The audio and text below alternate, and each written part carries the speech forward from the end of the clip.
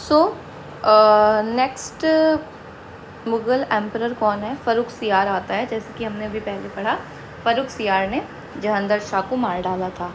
तो फ़र्रुखसियार का time period है 1713 से 19। वो एक कावर्ड रूलर था, क्रूअल भी था और इनकैपेबल भी था। उसमें इतनी क्षमता नहीं थी, उतना कैपेबल नहीं था, इतनी एफिशिएंसी उसमें नहीं थी कि जो अभी मुग़ल एम्पायर का जो हाल था, उसको एक रियल अथॉरिटी की ज़रूरत थी, एक कैपेबल रूलर की ज़रूरत थी जो कि सच में जो है बिगड़ती हुई चीज़ों को संभाल सके, ना कि और बिगाड़ दे। तो इसीलिए फ़र्रुखसियार मेनली जो है पावर में आता है सैयद ब्रदर की वजह से, सैयद ब्रदर्स। तो ये सैयद ब्रदर्स के नाम आप देख लीजिए, याद कर लीजिए, अब्दुल्ला खान और हुसैन अली खान। अब्दुल्ला खान वज़ीर था, उसकी पोजीशन थी, और हुसैन अली खान मीरबख्शी था, इनकी ये पोजीशन थी। तो सैयद ब्रदर्स जब तक रूल में रहते हैं, मतलब ऑल ओवर 1713 से 1720 इनको रूल करने को मिलता है। रूल करने को मिलता है मतलब इनके अकॉर्डिंग ही मुग़ल एम्पायर में चीज़ें हो रही थी। तो इनका डोमिनेंट कंट्रोल होता है इस टाइम पीरियड तक। ठीक, अब हम देखते हैं सैयद ब्रदर्स जो थे, सैयद ब्रदर्स बहुत पावरफुल थे और सैयद ब्रदर्स को कुछ लोग पसंद नहीं करते थे, उनके अगेंस्ट थे। तो फ़र्रुखसियार जो था और सैयद ब्रदर में टसल होती रहती थी। सैयद ब्रदर्स की पावर ग्रो कर रही थी और फ़र्रुखसियार को ये बात पसंद नहीं थी। तो 1719 में जो है, इवन इसके पहले फ़र्रुखसियार कोशिश करता है कि सैयद ब्रदर्स को उनकी पोजीशन से हटा दिया जाए। और भी नोबल्स बहुत थे जो कि फ़र्रुखसियार को कहते हैं, कान भरते हैं फ़र्रुखसियार की कि हाँ, इसको पावर से हटा देना चाहिए था। तो जब ये बात सैयद ब्रदर्स को पता चलती है कि सैयद ब्रदर्स को मारने की कोशिश की जा रही है, तो सैयद ब्रदर्स क्या करते हैं, तो वो फ़र्रुखसियार को ही मार डालते हैं 1719 में। कहते हैं आओ बेटा, तुम मुझे मारने की कोशिश कर रहे थे, मैं तुम्हें मार दूंगा। तो 1719 में फ़र्रुखसियार की डेथ हो जाती है। तो फ़र्रुखसियार के बाद पावर में 2 यंग प्रिंसेस आते हैं जिनको किंग बनाया था या फिर एम्परर बनाया था सैयद ब्रदर्स ने। तो इन 2 यंग प्रिंसेस की भी डेथ हो गई। ठीक है, अब आता है मोहम्मद शाह का टाइम पीरियड। ठीक, तो ये 2 यंग प्रिंसेस की जब डेथ होती है तो सैयद ब्रदर्स इनको जो है, इस इंसान को, मोहम्मद शाह को किंग बनाते हैं या मुग़ल एम्परर बनाते हैं। तो आप ये देख पा रहे हैं कि सैयद ब्रदर्स का क्या काम है, दूसरों को एम्परर बना रहे हैं, लेकिन रियल अथॉरिटी इनके पास है। इसीलिए इनको किंग मेकर्स कहते थे।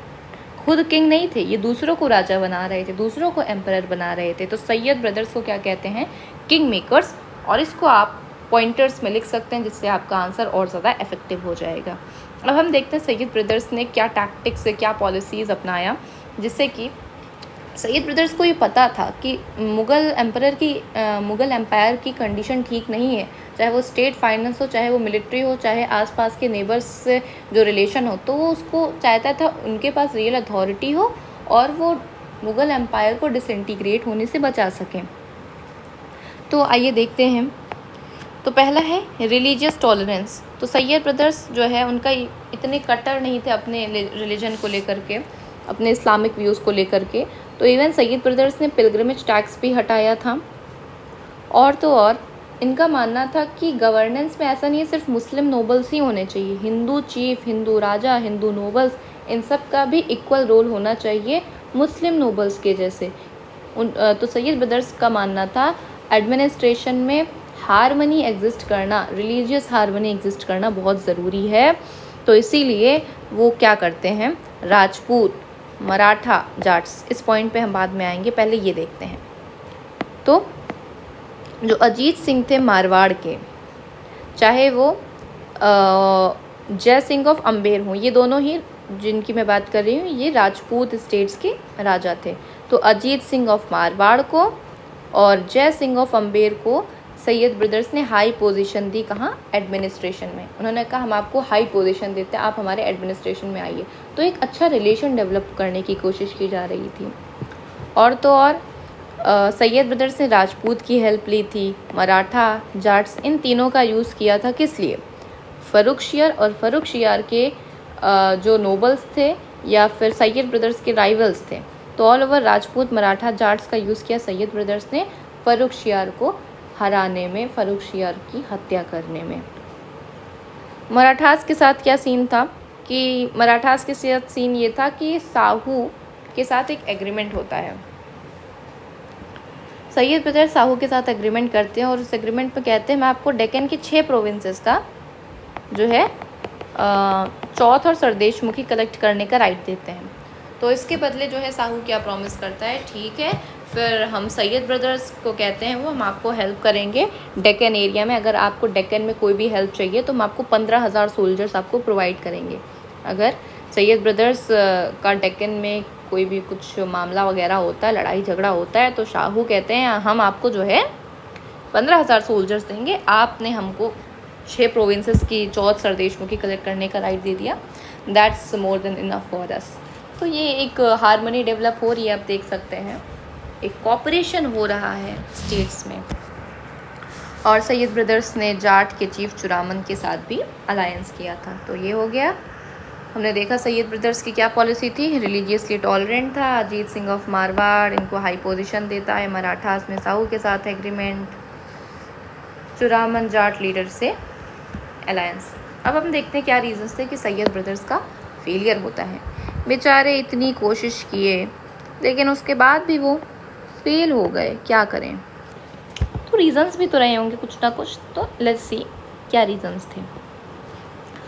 तो पहला रीज़न है पॉलिटिकल राइवलरी। तो मुग़ल कोर्ट में बहुत से ऐसे नोबल्स थे जो कि सैयद ब्रदर्स को पसंद नहीं करते थे। इवन औरंगज़ेब के रीन में भी, औरंगज़ेब के रूल में भी बहुत से ऐसे नोबल्स थे, उस समय के नोबल्स थे जो कि आज सैयद ब्रदर्स को पसंद नहीं कर रहे थे, तो वो एंटी सैयद नोबल्स थे। तो इसका एक अच्छा एग्जांपल है एंटी सैयद नोबल का, एंटी सैयद ब्रदर नोबल्स। तो उसमें एक नाम है निज़ाम उल मुल्क, और निज़ाम उल मुल्क के फादर के कज़िन मोहम्मद आमिन। एक निज़ाम उल मुल्क है और निज़ाम उल मुल्क के फादर के कज़िन मोहम्मद आमिन। इन दोनों को बड़ी जेलसी हो रही थी, एकदम जल भुन के राख हो गए थे इस बात से कि सैयद ब्रदर्स के पास इतनी पावर आ गई कैसे, दे आर जस्ट अ मामूली noble, how is that possible.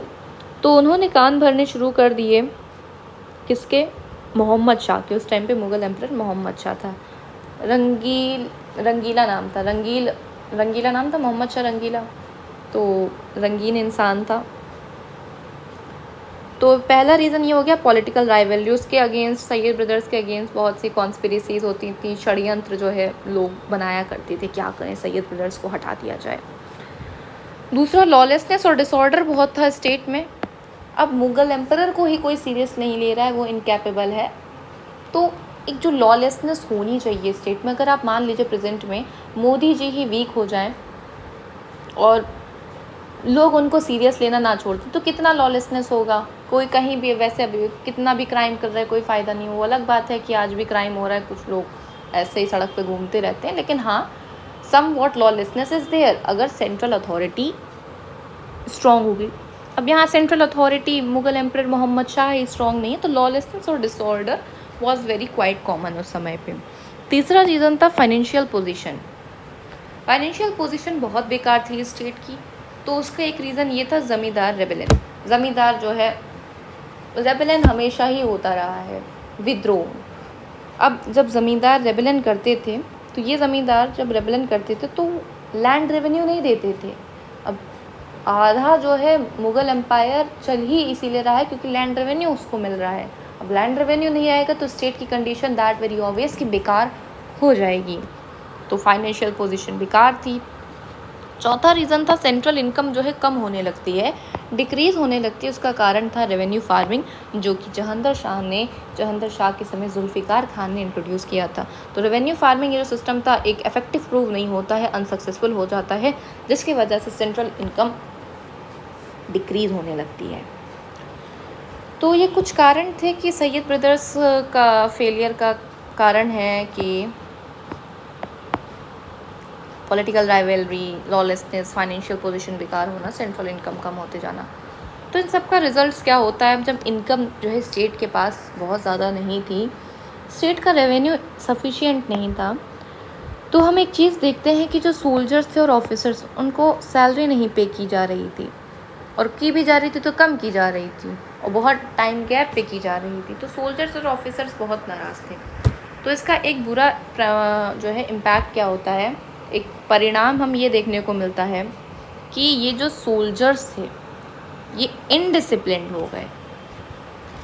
और आप मान लीजिए हमारे यहाँ हमारे आर्मी में, इंडियन आर्मी में अगर कुछ समय के लिए अगर उनको सैलरी देना बंद कर दिया जाए, सबकी बात नहीं कर रहे हैं लेकिन कुछ होंगे, अब उनको भी अपनी फैमिली को सपोर्ट करना है, रेमिटेंसेस भेजना है, इंटरनल रेमिटेंस, तो सैलरी की ज़रूरत हर किसी को है। अब उनको सैलरी नहीं मिल रही थी मुग़ल एम्पायर में सोल्जर्स को, तो उन्होंने अपनी जो है वो स्टेट के अगेंस्ट खड़े हो गए, उन्होंने विद्रोह किया और तो और म्यूटिनी भी किया। तो ये सब बड़ा केओटिक सिचुएशन क्रिएट हो गया था। तो ये सैयद ब्रदर्स, लेकिन इन्होंने पूरी कोशिश की कि कैसे मुग़ल एम्पायर को डिक्लाइन होने से बचाया जा सकता है। अब सैयद ब्रदर्स के अगेंस्ट सब क्यों इतना, बहुत से नोवेल्स उससे जलते थे और क्यों उसके अगेंस्ट थे? तो सैयद ब्रदर्स पे कुछ एलिगेशंस लगाए जाते थे, भाई तुम एंटी इस्लामिक हो, एंटी इस्लाम नहीं एंटी इस्लामिक होगा यहाँ पे, तो एंटी इस्लामिक हो तुम सब, तुम एंटी मुगल्स हो। तो ऐसा इसलिए कहते थे कि मोहम्मद शाह और बहुत से नोबल्स थे, उनको पसंद नहीं आता था कि वो राजपूत से अलायंस कर रहे हैं, उनके साथ इतने फ्रेंडली रिलेशन कर रहे हैं मराठास, जो कि ये दोनों ही हिंदू स्टेट थे। तो ये सब चीज़ें पसंद नहीं आ रही थी, और जो हिंदूज़ को लेकर के लिबरल पॉलिसी थी, और हमने भी देखा कि सैयद ब्रदर्स ने पिलग्रिमेज टैक्स भी जो है कैंसिल कर दिया था, हटा दिया था, एबॉलिश कर दिया था। तो ये सब चीज़ें नहीं पसंद आ रही थी। तो यही सब देखते हुए जो एंटी सैयद नोबल्स थे और मोहम्मद शाह था, इन सब ने मिल के सैयद ब्रदर्स की कर दी हत्या। 1720 में हुसैन अली खान को मार डाला गया। 1720 में हुसैन अली खान को मार डाला गया और अब्दुल्ला खान को आगरा में हरा दिया गया, जिससे क्या हुआ, किंग मेकर्स जो थे मुग़ल एम्पायर के, इनकी कहानी हो जाती है ओवर और सैयद ब्रदर्स का काम ख़त्म हो गया। So this is all about the Farrukhsiyar and Syed brothers. और हम फिर अभी करेंगे उसके बाद मोहम्मद शाह के बारे में। मोहम्मद शाह कैसा था, क्या क्वालिटीज़ थी,